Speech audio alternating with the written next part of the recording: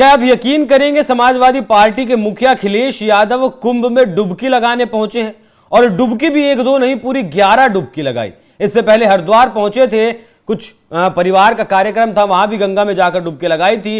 रात के अंधेरे में एक तस्वीर उन्होंने सोशल मीडिया पर साझा की थी। उसके बाद से किस तरीके से वो, उनकी पार्टी लगातार कुंभ पर हमलावर है और बहुत सारी बातें अखिलेश यादव उनकी पार्टी की तरफ से कुंभ को लेकर बोली जा रही थी। लेकिन फिलहाल जो तस्वीरें आप देख रहे हैं, तस्वीरों में अखिलेश यादव हैं अपने बेटे अर्जुन के साथ, वो कुंभ में डुबकी लगाने के लिए पहुंचे हैं। तो इसी विषय पर आज चर्चा करेंगे। चर्चा करने के लिए मेरे साथ मौजूद हैं हमारे वरिष्ठ सहयोगी पंकज प्रसून। सर, ये तस्वीरें कुछ अचरज में तो नहीं डालती आपको? नहीं, मुझे अचरज नहीं हुआ। और आप कह रहे थे क्या आप विश्वास करेंगे, क्या अखिलेश यादव हिंदू नहीं है? हिंदू है। और देखिए, राजनीतिक मजबूरियों की वजह से अपने करियर में आदमी बहुत कुछ बोलता है, लेकिन व्यक्तिगत रूप से उस चीज को मानता है। मैंने एक वीडियो में आपको बताया था कि मैंने एक कम्युनिस्ट को देखा था जो दिल्ली में बहुत बड़े पत्रकार हैं और हर रोज हिंदू धर्म सनातन को क्या कुछ नहीं कहते रहते, लेकिन जिस रात उन्होंने छठ पूजा में आडंबर की बात की, उसी रात को ट्रेन पकड़े और सुबह उनकी मां छठ किए हुए थी और माथे पे दौरा रख के वो नंगे पांव गंगा घाट जाते दिखे थे मुझे। तो देखिए, यहां तो हम बोलते हैं ना कि हिंदुस्तान के कण कण में शंकर है और खराब से खराब आदमी, नास्तिक से नास्तिक आदमी भी यहां भगवान को मानता है। वो बोलता भले है कि मैं नास्तिक हूं, ठीक है, एक बार अखिलेश यादव को सुनवाइए। के लिए अपने आप को प्रोग्रेसिव करने के लिए जो कुछ भी कहे, लेकिन जहां ये कुंभ, जिस स्थान पर संगम है, 3 नदियां मिलती हैं, गंगा यमुना सरस्वती, हमारी यही कामना है कि सौहार्द, सद्भावना और सहनशीलता बनी रहे। महाकुंभ के आयोजन में ये पौराणिक है कि बिना बुलाए और अपने आप सब लोग आते हैं। अपनी व्यक्तिगत आस्था है उनकी सबकी।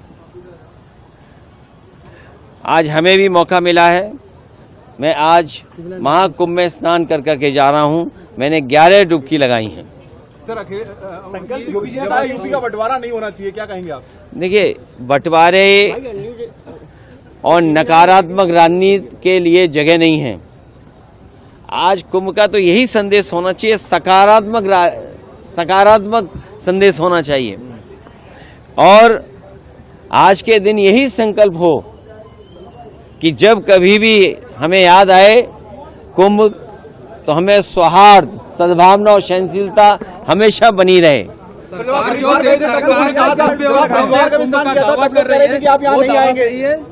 देखिए, गंगा में स्नान और त्योहारों के दिन स्नान, जिस दिन मैंने वहां पर हरिद्वार में स्नान किया था, उस दिन भी एक त्योहार था, बहुत बड़ा त्योहार है। भारत देश के लोग कोने कोने में अलग अलग नाम से इस त्योहार में शामिल होते हैं। पंकज जी, मिल्कीपुर का चुनाव है और 2027 का चुनाव सामने है। आपको लगे या न लगे, वजह तो यही है, मुलायम सिंह यादव की प्रतिमा लगाना महाकुंभ में, उस पर बवाल होना, क्या मकसद है, क्या मतलब है? सॉफ्ट हिंदुत्व की राजनीति कर रहे हैं ना? नहीं, सॉफ्ट या हार्ड हिंदुत्व होता ही नहीं। हिंदुत्व सिर्फ हिंदुत्व होता है। ये तो हमने पॉलिटिकल टर्म्स इस्तेमाल कर दिया ना। सॉफ्ट हिंदुत्व का मतलब क्या होता है पता है? मतलब परस्त हिंदुत्व, कि जब मौका पड़ गया तो हिंदू भी हो गए, और नहीं तो ऐसे मुसलमानों की तरफ से बोलते रहे। हाँ। तो जब वो ऐसे लोग हिंदू बनने की कोशिश करते हैं, तो हम यही कहते हैं कि अब तो सॉफ्ट हिंदुत्व की ओर चले। और इस शब्द का सबसे पहले इस्तेमाल हुआ था राजीव गांधी के समय, जो साहबानो केस के बाद उन्होंने सुप्रीम कोर्ट के फैसले को पलटकर और जो कठमुल्लाओं को खुश करने की कोशिश की थी, उसके बाद उनकी चारों तरफ से थू-थू हो रही थी। तो उन्होंने जाके अयोध्या में विवादित ढांचे का ताला खुलवाया था। उसी वक्त ये बात चली थी कि सॉफ्ट हिंदुत्व चल रहा है। अरे सॉफ्ट क्या होता है? जो हिंदू है वो है, स्पष्ट रूप से है। अब जिसने हिंदू में जन्म लिया है वो तो हिंदू ही है ना। अब वो सॉफ्ट हिंदुत्व क्या होता है?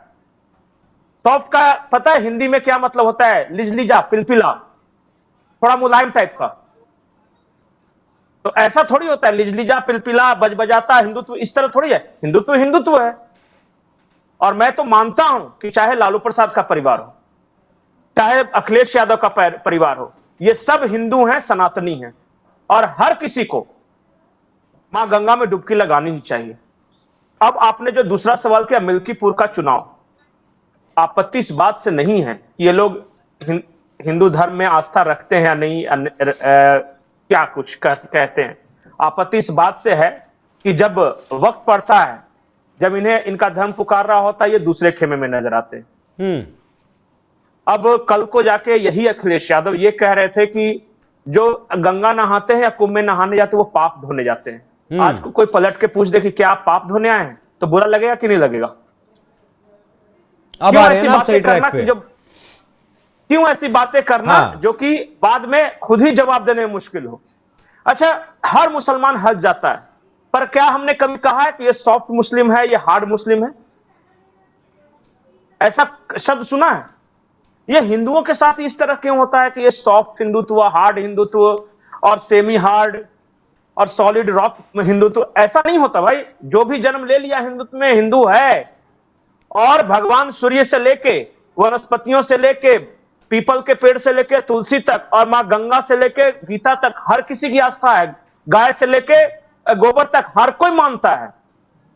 ऐसा थोड़ी है कि जब अखिलेश यादव के घर पूजा होता होगा तो गौरी गणेश ठीक है सर, ठीक है सर, मेरा सीधा सवाल आपसे, मिल्कीपुर का जो चुनाव है वो दोनों की प्रतिष्ठा का सवाल बना हुआ है, वो अखिलेश यादव हो, योगी आदित्यनाथ हो।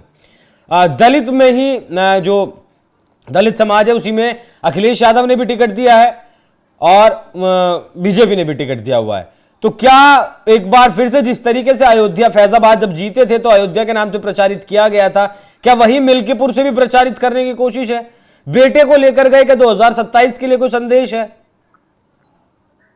नहीं, देखिए, अखिलेश यादव आज जिस पिच पे खेल रहे हैं ना, जिस कॉलेज में उन्होंने एडमिशन लिया है, वहीं प्रोफेसर के पद पर स्थापित पहले से हैं योगी आदित्यनाथ। मैं हिंदुत्व की बात कर रहा हूं। ये जिस तरह की राजनीति करेंगे ना, कि जैसे मैंने कुंभ नहा लिया, या फिर जाके अपने चाचा के पूरे अंतिम प्रक्रिया को पूरे अच्छी तरह से उसका पालन किया, या फिर कल को स्वयं को श्री कृष्ण जी का वंशज बता दिया कि यदुवंशी हैं, तो अंत में तो आ रहे हैं यही हिंदुत्व हिंदुस्तान के रास्ते पे ही ना। और ये आज एडमिशन ले रहे हैं, और योगी आदित्यनाथ वहां के पहले से वाइस चांसलर बैठे हुए हैं। तो इस राजनीति में तो योगी जी को ये नहीं मात दे सकेंगे। मैं सॉफ्ट हिंदुत्व की जगह पे एक शब्द का इस्तेमाल करता हूं, संकोची हिंदू। एक संकोच करता है अपने आप को प्रदर्शित करने में, और दूसरा गर्व से कहता है कि हम हिंदू हैं, हिंदुस्तान हमारा है। एक जो हिंदू होता है ना, वो आसपास देखता है कि 4 मुसलमान दोस्त तो नहीं खड़े हैं, कहीं उन्हें कैसा लगेगा। और दूसरा हिंदू कहता है कि मैं तो जो हूं सो हूं, अब अच्छा या बुरा जो भी लगो। तो फर्क सिर्फ इस सोच का है। मुस्लिम राजनीति पर फर्क पड़ेगा कुछ? तुष्टीकरण की राजनीति पर, माफ कीजिएगा। नहीं, उनके पास ऑप्शन क्या है? मैं तो उत्तर प्रदेश के ही नहीं, पूरे देश के मुसलमानों को बेचारा कहता हूं। हर कौम, हर मजहब, हर जाति अपने तकलीफों के लिए, अपने काम के लिए वोट देती है। यही एक ऐसे बेचारे हैं जो दूसरे को हराने के लिए वोट देते हैं, और इसलिए इनका रिप्रेजेंटेशन कम होता चला जा रहा है। ये पता है, अपना घर में आग लगाकर चाहते हैं कि सामने वाले की बस्ती जल जाए। अच्छा, मैं बार बार देश के मुसलमानों से एक बात कहता हूं, और आप ध्यान से सुनिएगा।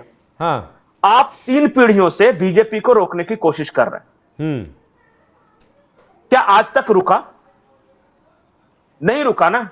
आपकी क्या हालत हो गई ये देखिए। 1900 में जनसंघ के जमाने से कह रहा हूं, और आप रोकने की लगातार कोशिश करते रहे। पता चला कि 2 सीट आया, 2 से सीधे 80 आ गया, 80 से 180 आ गया। उसके बाद आज 3 बार से पूर्ण बहुमत है। काहे रोकने के चक्कर में पड़े हुए हो? आ जाओ, इस धारा के साथ चलो, तुम्हारा भी फायदा है। ठीक है। और पता है, ये जो आत्मघाती कदम उठाते हैं ना कि इंशाअल्लाह हम ये जंग लड़ेंगे, जिहाद लड़ेंगे, कुछ नहीं है, बेवकूफ है। ये गुर्बत में, गरीबी में मर रहे हैं, समझ नहीं रहे कि मेरे लिए कौन अच्छा कौन बुरा। ठीक है, लेकिन हर किसी को समझाया थोड़ी ना जा सकता है। ठीक है, अगर समझाने से इंसान समझ जाता ना अभिषेक, तो भगवान श्री कृष्ण कभी महाभारत नहीं होने देते। मुलायम सिंह यादव के द्वारा अयोध्या में क्या कुछ करवाया गया वो बताने की जरूरत नहीं है।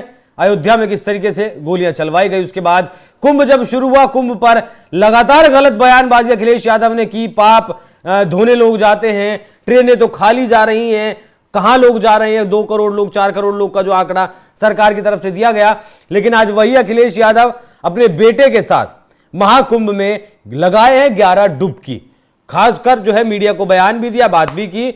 और अब देखना होगा कि मिल्कीपुर ही सिर्फ उनका निशाना है 2027 के लिए। वो अभी 2 साल पहले पिच तैयार करने में लग गए, क्योंकि 2022 के चुनाव में सब कुछ करके देख लिया, लेकिन आंकड़ा पहुंचा 115 सीटों तक, बहुमत तक नहीं पहुंच पाए। तो क्या अब मुस्लिमों के साथ यादव और अब दलित वोट बैंक या फिर हिंदू वोट बैंक में भी सेंधमारी करने की कोशिश? जी पंकज जी, आखिरी लाइन बिल्कुल।